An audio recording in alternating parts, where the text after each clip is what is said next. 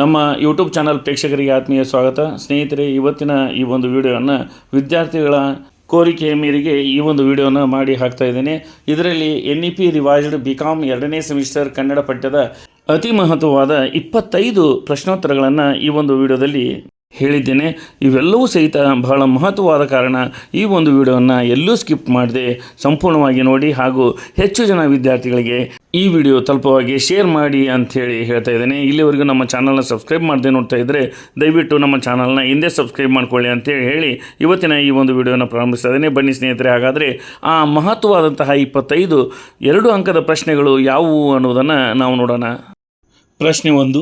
ಮಾಯದಂಥ ಮಳೆ ಯಾವ ಕೆರೆಗೆ ಬಂದಿತು? ಆ ಸುದ್ದಿಯನ್ನು ಕೊಡಲು ಯಾರಿಗೆ ಹೇಳಿತು? ಉತ್ತರ 1. ಮಾಯದಂಥ ಮಳೆ ಮದಗಾದ ಕೆರೆಗೆ ಬಂದಿತು. ಆ ಸುದ್ದಿಯನ್ನು ಕೊಡಲು ಬಲ್ಲಾಳರಾಯ ಮತ್ತು ಬೆಸ್ತರ ಹುಡುಗನಿಗೆ ಹೇಳಿತು. ಪ್ರಶ್ನೆ 2. ಮಾಯದಂಥ ಮಳೆ 2 ಬಂಡಿಯಲ್ಲಿ ಏನು ತರಲು ಹೇಳಿತು?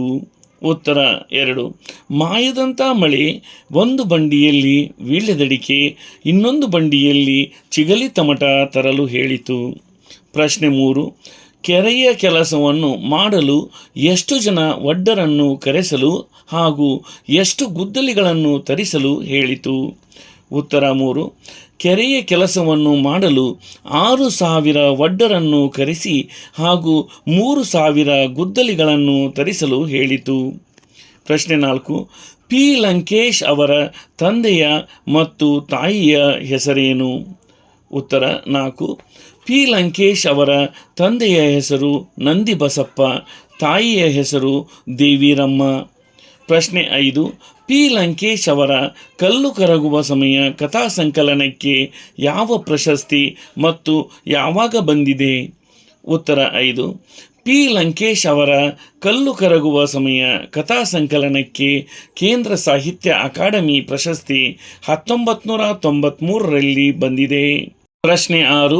ಹುಳಿ ಮಾವಿನ ಮರ ಆತ್ಮಕಥೆ ಯಾರದ್ದು ಹಾಗೂ ಅವರು ಪ್ರಾರಂಭಿಸಿದ ಪತ್ರಿಕೆ ಯಾವುದು?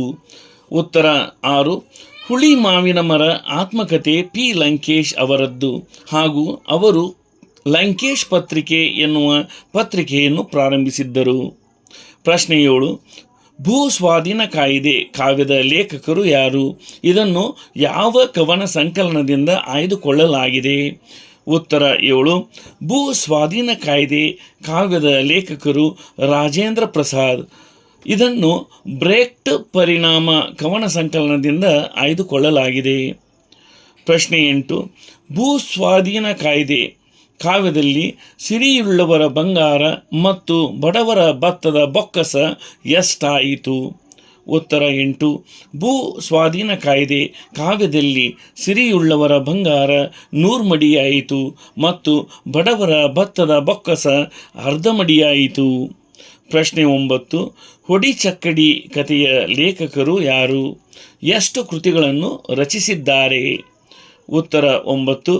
ಹೊಡಿ ಚಕ್ಕಡಿ ಕಥೆಯ ಲೇಖಕರು ಡಾಕ್ಟರ್ ಬಸು ಬೇವಿನ ಗಿಡದ್. ಇವರು ಸುಮಾರು 40 ಕೃತಿಗಳನ್ನು ರಚಿಸಿದ್ದಾರೆ. ಪ್ರಶ್ನೆ 10. ಡಾಕ್ಟರ್ ಬಸು ಬೇವಿನ ಗಿಡದ್ ಇವರ ಜನ್ಮಸ್ಥಳ ಯಾವುದು? ಇವರ 2 ಕವನ ಸಂಕಲನಗಳು ಯಾವುವು? ಉತ್ತರ 10. ಡಾಕ್ಟರ್ ಬಸು ಬೇವಿನ ಗಿಡದ್ ಇವರ ಜನ್ಮಸ್ಥಳ ಬೆಳಗಾವಿ ಜಿಲ್ಲೆಯ ಸವದತ್ತಿ ತಾಲೂಕಿನ ಮುನವಳ್ಳಿ. ಇವರು ರಚಿಸಿದ 2 ಕವನ ಸಂಕಲನಗಳು ಕನಸು ಮತ್ತು ಇಳೆಯ ಅರ್ಥ ಎನ್ನುವುಗಳಾಗಿವೆ. ಪ್ರಶ್ನೆ 11. ಅಂಬಲಿ ಮೀಮಾಂಸೆಯನ್ನು ಮಂಡಿಸಿದವರು ಯಾರು? ಅವರ ಕಾಲ ಯಾವುದು? ಉತ್ತರ 11. ಅಂಬಲಿ ಮೀಮಾಂಸೆಯನ್ನು ಮಂಡಿಸಿದವರು ಬಸವಣ್ಣ. ಇವರ ಕಾಲ 12ನೇ ಶತಮಾನ. ಪ್ರಶ್ನೆ 12. ಮೂಡ್ನಾಕೂಡು ಚಿನ್ನಸ್ವಾಮಿಯವರ ತಂದೆ ಮತ್ತು ತಾಯಿಯ ಹೆಸರೇನು? ಉತ್ತರ 12. ಮೂಡ್ನಾಕೂಡು ಚಿನ್ನಸ್ವಾಮಿಯವರ ತಂದೆಯ ಹೆಸರು ಬಸವರಾಜಯ್ಯ, ತಾಯಿಯ ಹೆಸರು ಗೌರಮ್ಮ. ಪ್ರಶ್ನೆ 13. ಮೂಡ್ನಾಕೂಡು ಚಿನ್ನಸ್ವಾಮಿಯವರ ತಂದೆ ಮತ್ತು ತಾಯಿಯರು ಯಾವ ಊರಲ್ಲಿ ಮತ್ತು ಯಾವ ಸಂಸ್ಥೆಯಲ್ಲಿ ಕೆಲಸ ಮಾಡುತ್ತಿದ್ದರು? ಉತ್ತರ 13. ಮೂಡ್ನಾಕೂಡು ಚಿನ್ನಸ್ವಾಮಿಯವರ ತಂದೆ ಮತ್ತು ತಾಯಿಗಳು ಬೆಂಗಳೂರು ಮಹಾನಗರ ಪಾಲಿಕೆ ಸಂಸ್ಥೆಯಲ್ಲಿ ಕೆಲಸ ಮಾಡುತ್ತಿದ್ದರು. ಪ್ರಶ್ನೆ 14. ಮೂಡ್ನಾಕೂಡು ಚಿನ್ನಸ್ವಾಮಿಯವರು ಯಾವ 2 ಸ್ನಾತಕೋತ್ತರ ಪದವಿಗಳನ್ನು ಪಡೆದಿದ್ದರು? ಉತ್ತರ 14. ಮೂಡ್ನಾಕೂಡು ಚಿನ್ನಸ್ವಾಮಿಯವರು MCom ಮತ್ತು MA ಕನ್ನಡ ಸ್ನಾತಕೋತ್ತರ ಪದವಿಗಳನ್ನು ಪಡೆದಿದ್ದರು. ಪ್ರಶ್ನೆ 15. ಕುದ್ಮಲ್ ರಂಗರಾವ್ ಅವರ ಮಾತೃಭಾಷೆ ಹಾಗೂ ಪರಿಸರ ಭಾಷೆ ಯಾವುದು? ಉತ್ತರ 15. ಕುದ್ಮಲ್ ರಂಗರಾವ್ ಅವರ ಮಾತೃಭಾಷೆ ಕೊಂಕಣಿ ಹಾಗೂ ಪರಿಸರ ಭಾಷೆ ತುಳು. ಪ್ರಶ್ನೆ 16. ಕುದ್ಮಲ್ ರಂಗರಾವ್ ಅವರು ಯಾರ ಹೋರಾಟ ಮತ್ತು ಚಿಂತನೆಗಳಿಂದ ಪ್ರಭಾವಿತರಾಗಿದ್ದರು? ಉತ್ತರ 16. ಕುದ್ಮಲ್ ರಂಗರಾವ್ ಅವರು ಬುದ್ಧ ಮತ್ತು ಬಸವಣ್ಣನವರ ಹೋರಾಟ ಮತ್ತು ಚಿಂತನೆಗಳಿಂದ ಪ್ರಭಾವಿತರಾಗಿದ್ದರು. ಪ್ರಶ್ನೆ 17. ಕುದ್ಮಲ್ ರಂಗರಾವ್ ಅವರು DCM ಸಂಸ್ಥೆಗೆ ನಿರ್ಮಿಸಿದ ಧ್ವಜದಲ್ಲಿನ ಚಿತ್ರ ಏನನ್ನು ಸೂಚಿಸುತ್ತದೆ? ಉತ್ತರ 17. ಕುದ್ಮಲ್ ರಂಗರಾವ್ ಅವರು DCM ಸಂಸ್ಥೆಗೆ ನಿರ್ಮಿಸಿದ ಧ್ವಜದಲ್ಲಿನ ಚಿತ್ರ ಅವರಲ್ಲಿನ ಜಾತ್ಯತೀತ ಸರ್ವಧರ್ಮ ಸಮನ್ವಯತೆಯ ವ್ಯಕ್ತಿತ್ವವನ್ನು ಕಟ್ಟಿಕೊಡುತ್ತದೆ. ಪ್ರಶ್ನೆ 18. ಮಂಟೇದರನ ಒಕ್ಕಲು ಲೋಕರೂಢ ಅಡಿಗೊಳಗಾದುದು ಕಥೆಯ ಲೇಖಕರು ಯಾರು? ಇವರ ಹುಟ್ಟೂರು ಯಾವುದು? ಉತ್ತರ 18. ಮಂಟೇದರನ ಒಕ್ಕಲು ಲೋಕರೂಢ ಅಡಿಗೊಳಗಾದುದು ಕಥೆಯ ಲೇಖಕರು ಮಂಜುನಾಥ್ ಲತಾ.